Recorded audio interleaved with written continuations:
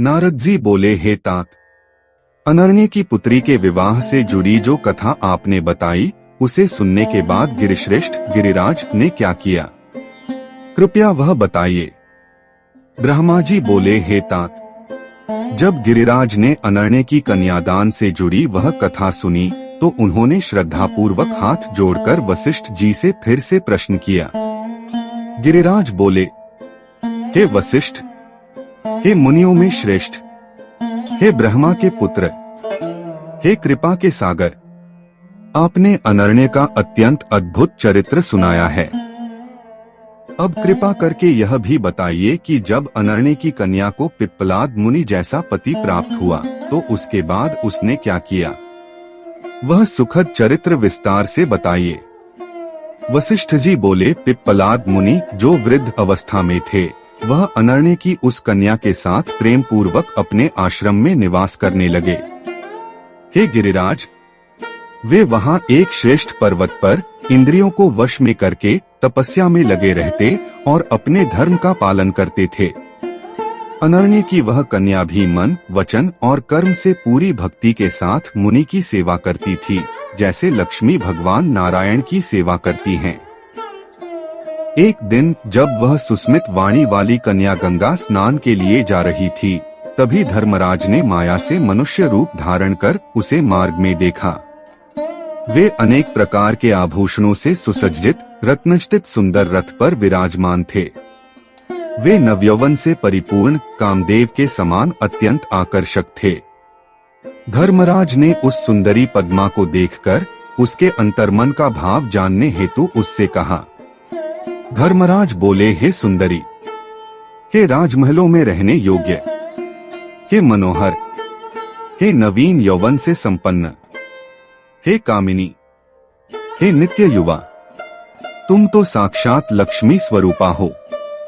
हे कृशांगी, मैं सत्य कहता हूँ, तुम वृद्ध हो चुके पिप्पलाद मुनि के साथ शोभा नहीं देती। तुम तपस्या में लगे, क्रोधी और मृत्यु के समीप पहुँच चुके ब्राह्मण को छोड़कर मेरी ओर देखो। मैं राजा हूँ, कामकलाओं में निपुण हूँ और प्रेम में लीन हूँ। सुंदर स्त्री को पूर्व जन्म के पुण्य से सौंदर्य प्राप्त होता है, लेकिन वह सौंदर्य तभी सार्थक होता है जब किसी रसिक प्रेमी की बाहों में जाए। हे प्रिय, इस वृद्ध पति को त्याग दो और मुझे अपना सेवक बना लो, जो कि अनेक स्त्रियों का प्रिय है और कामशास्त्र में पारंगत है। आओ मेरे साथ एकांत मनोहर वनों में, पर्वतों पर और नदी तटों पर विहार करो और इस जन्म को सफल बनाओ। वशिष्ठ जी बोले, जैसे ही धर्मराज ने रथ से उतरकर उस स्त्री का हाथ पकड़ना चाहा, वह पतिव्रता स्त्री तुरंत बोल पड़ी। पद्मा बोली, हे राजन, तुम तो महापापी हो, मुझसे दूर हटो, बार बार दूर हटो। यदि तुमने मुझे वासना भरी दृष्टि से देखा तो शीघ्र ही विनष्ट हो जाओगे। मैं जिन मुनिश्रेष्ठ पिप्पलाद को अपने तप से प्राप्त कर पवित्र जीवन जी रही हूँ, उन्हें छोड़कर मैं तुम्हें, जो स्त्री के अधीन विषय वासना में लिप्त और परनारीगामी हो, कभी नहीं स्वीकार सकती। जो पुरुष स्त्रियों के वश में रहता है, उसके स्पर्श से ही संचित पुण्य नष्ट हो जाता है। ऐसा पापी जो पराई स्त्री का भोगी है और दूसरों का सहार करता है, उसका दर्शन मात्र भी पाप देता है। स्त्री प्रधान पुरुष सत्कर्म करने पर भी अशुद्ध रहता है। पितर, देवता और सब मनुष्य उसकी निंदा करते हैं। जिसका चित्त स्त्रियों के आकर्षण में फंस गया हो, उसका ज्ञान, तप, जप, हवन, पूजन, विद्या और दान सब व्यर्थ है। तुमने जो मुझ में मातृभाव न रखकर स्त्री रूप में वासना से बात की, इसलिए समय आने पर मेरे शाप से तुम्हारा अंत निश्चित है। वशिष्ठ जी बोले, सती पद्मा के उस शाप को सुनकर धर्मराज कांप उठे। उन्होंने तुरंत राजा का रूप त्याग दिया और अपने दिव्य स्वरूप में प्रकट होकर बोले। धर्म बोले, हे माता, हे सती, मुझे आप ज्ञानी जनों के भी गुरु माने।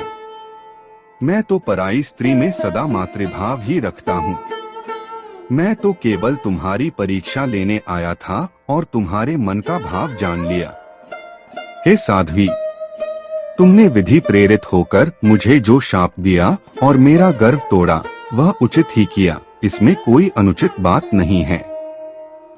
यह शासन तो ईश्वर की ओर से उन लोगों के लिए है जो मर्यादा से भटकते हैं, जो स्वयं सबको सुख दुख, संपत्ति और विपत्ति देने में समर्थ हैं। उन भगवान शिव को मेरा प्रणाम है। वे ही शत्रुमित्र, प्रेम और कलह का विधान करते हैं। सृष्टि का निर्माण और संहार भी उन्हीं से होता है। उनको बारंबार नमस्कार है। जिन शिव ने प्राचीन काल में दूध को उज्ज्वल श्वेत रंग दिया, जल में शीतलता भर दी और अग्नि को जलाने की शक्ति दी, उन्हें नमस्कार है। जिन्होंने प्रकृति, महत्तत्व तथा ब्रह्मा, विष्णु और महेश आदि देवों की रचना की, उन आदि सृष्टिकर्ता शिव को मेरा प्रणाम है। ब्रह्मा जी बोले। इस प्रकार कहने के बाद धर्मराज, जो समस्त जगत के धर्म के ज्ञाता हैं, उस पतिव्रता स्त्री पद्मा के सामने खड़े हो गए। वे उसके पातिव्रत्य से अत्यंत प्रसन्न और विस्मित हो गए और फिर कुछ बोल ही नहीं सके। हे पर्वतराज, जब पिप्पलाद मुनि की धर्मपत्नी अनर्ण्य की कन्या पद्मा ने सामने खड़े धर्मराज को पहचान लिया, तो वह आश्चर्यचकित होकर कहने लगी। पद्मा बोली, हे धर्म, आप तो सब प्राणियों के कर्मों के साक्षी हैं। फिर मेरे मन की परीक्षा लेने के लिए आपने यह मायामय रूप क्यों धारण किया? हे धर्मदेव, जो कुछ मुझसे कहा या किया गया, उसमें कोई दुर्भावना नहीं थी। मैं तो अज्ञानवश और स्त्री स्वभाव के कारण ही आपको शाप दे बैठी। अब मैं यह विचार कर रही हूँ कि उस शाप का क्या समाधान हो सकता है। मेरे चित्त में वह बुद्धि उत्पन्न हो जिससे मुझे शांति मिल सके। यह आकाश, दिशाएं और वायु सब नष्ट हो सकते हैं, लेकिन एक पतिव्रता का दिया हुआ शाप व्यर्थ कभी नहीं जाता। हे देवराज, सत्ययुग में आप अपने धर्मरूपी चारों चरणों के साथ पूर्णिमा के चंद्रमा की भांति सदैव प्रकाशित रहते हैं। यदि आप नष्ट हो जाएंगे तो संपूर्ण सृष्टि ही डगमगा जाएगी। मैं किंकर्तव्य विमूढ़ होकर यह शाप दे बैठी, यह मेरी भूल थी। हे देवश्रेष्ठ, हे विभो, अब आप मेरे शाप की व्यवस्था को सुने। त्रेतायुग में आपका एक चरण नष्ट हो जाएगा, द्वापर में 2 चरण और कलियुग में आपके 3 चरण नष्ट होंगे। अंत में कलियुग समाप्त होने पर आपके सभी चरण नष्ट हो जाएंगे। तत्पश्चात जब पुनः सत्ययुग का प्रारंभ होगा, तब आप फिर से अपने चारों चरणों सहित पूर्ण स्वरूप में प्रतिष्ठित हो जाएंगे। पद्मा बोली, सत्ययुग में आप पूर्ण रूप से सर्वत्र व्याप्त रहेंगे, परंतु अन्य युगों में युग धर्म के अनुसार आपका प्रभाव कहीं कहीं कम ज्यादा होता रहेगा। मेरी यह सच्ची बात आपके लिए कल्याणकारी हो। हे प्रभो, अब मैं अपने स्वामी की सेवा के लिए जा रही हूँ, आप भी अपने लोक लौट जाइए। ब्रह्मा जी बोले, हे ब्रह्मपुत्र नारद, पद्मा के ये वचन सुनकर धर्मराज बहुत प्रसन्न हुए और उस तपस्विनी साध्वी से प्रेम पूर्वक बोले। धर्मराज बोले, हे पतिव्रता स्त्री, तुम धन्य हो, तुम सच्ची पतिभक्त हो, तुम्हारा कल्याण हो। अब तुम मुझसे कोई वर मांगो। तुम्हारा पति युवा हो जाए, वह रति कर्म में वीर, धर्मनिष्ठ, सुंदर, सद्गुणों से युक्त, वाणी में निपुण और चिरकाल तक यौवन से युक्त रहे।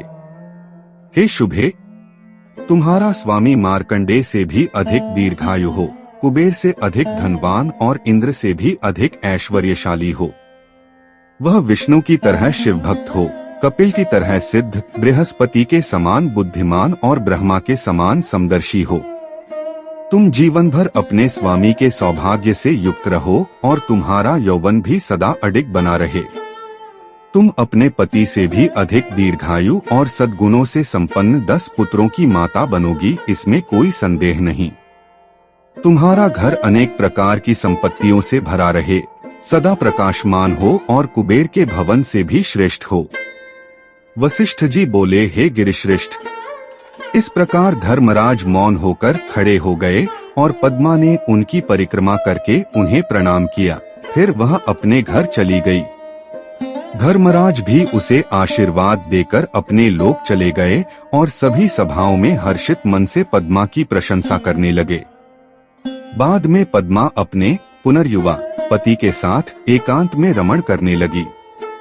फिर उसके गर्भ से अपने पति से भी अधिक गुणवान पुत्र उत्पन्न हुए। जो संपत्ति स्त्री और पुरुषों को सुख प्रदान करने वाली होती है, वह दोनों के पास आ गई, जो सब प्रकार के आनंद को बढ़ाने वाली और इस लोक तथा परलोक में कल्याणकारी सिद्ध हुई। हे शैलेंद्र, मैंने आपको उन दोनों स्त्री पुरुषों का यह पुरातन इतिहास सुनाया है और आपने इसे बहुत आदर के साथ सुना है। इसलिए आप इस कथा को जानकर अपनी कन्या पार्वती को शिवजी को प्रदान करें और हे शैलेंद्र, अपनी पत्नी मेना के साथ अपना हठ छोड़ दीजिए। 1 सप्ताह के भीतर एक दुर्लभ उत्तम शुभ योग आने वाला है। उस समय लग्न का स्वामी स्वयं अपने घर में रहेगा और चंद्रमा भी अपने पुत्र बुध के साथ रहेगा। चंद्रमा रोहिणी नक्षत्र से युक्त होगा, इसलिए चंद्रमा और तारागणों का योग भी शुभ रहेगा। मार्गशीर्ष माह का समय होगा, जिसमें सर्वदोष विवर्जित चंद्रवार का दिन होगा। वह लग्न सभी शुभ ग्रहों से युक्त और नीच ग्रहों की दृष्टि से मुक्त होगा। उस समय बृहस्पति उत्तम संतान और पतिव्रता के सौभाग्य का प्रतीक होगा। हे पर्वत, उस शुभ लग्न में अपनी कन्या, जो मूल रूप से प्रकृति की ईश्वरीय शक्ति है, उसे जगतपिता शिवजी के लिए प्रदान करके आप कृतार्थ हो जाएंगे। ब्रह्मा जी बोले, हे नारद, यह कहकर ज्ञानियों में श्रेष्ठ मुनि शार्दूल वशिष्ठ जी, जो अनेक लीलाएं करने वाले प्रभु शिव का स्मरण कर रहे थे, चुप हो गए।